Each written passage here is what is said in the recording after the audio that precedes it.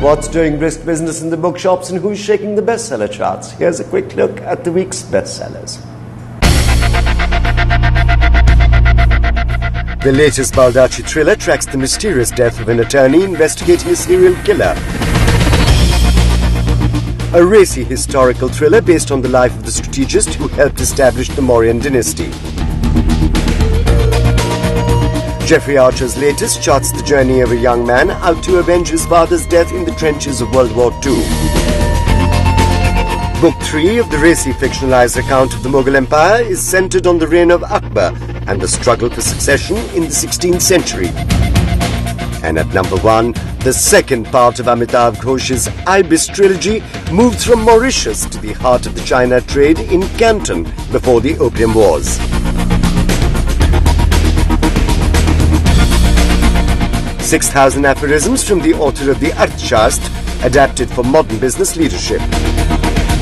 From the best-selling mythologist, the epic retold with a balance of brevity, relevant detail, and essence of its dense plot. The feel-good handbook to robust health, wisdom, and blissful happiness. The magisterial Pulitzer Prize-winning biography of cancer and the efforts to find a cure for the disease. And at number 1, interview-based profiles with 20 social entrepreneurs who gave up conventional careers to set up uplifting, successful organizations for the public good. And here's my pick of 5 new titles in the bookshops this week. The distinguished civil servant's well-written memoir of life in the IAS, of how the premier administrative service has changed and can be redeemed. An international bestseller from a Yale law professor of the ruthless overachieving ambitions of Asian parents for their children.